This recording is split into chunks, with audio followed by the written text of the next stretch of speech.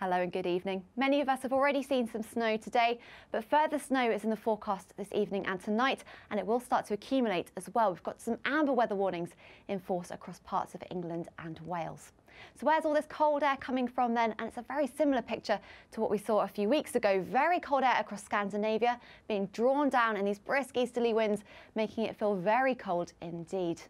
Through the rest of this evening, a scattering of snow showers for many places, a little bit drier towards the far northwest though, but in these amber warning zones across southern parts, this is where we're most likely to see the snow start to accumulate. Now, not everywhere will see these accumulations, but where we've got these amber warning zones, we could see 5 to 10 centimetres quite widely, locally even up to 15 to 25 centimetres over the high ground of southwest England. Elsewhere, it's going to be a very cold night no matter where you are. So if you're heading out this evening to enjoy St Patrick's Day, do wrap up warm. These are the lows we're expecting overnight, but add on the strength of that wind, it's going to feel even colder than these numbers suggest.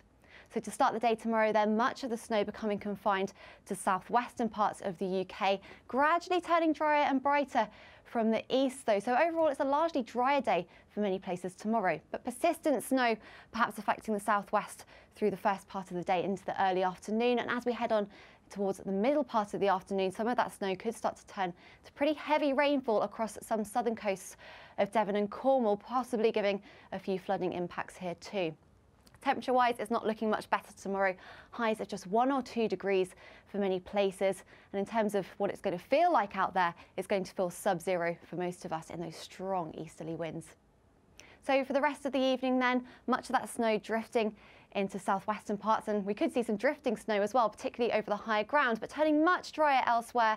Plenty of clear spells around too, but this does mean another severe overnight frost, and with that frost and where we've got lying snow, we could see a risk of some icy stretches first thing on Monday.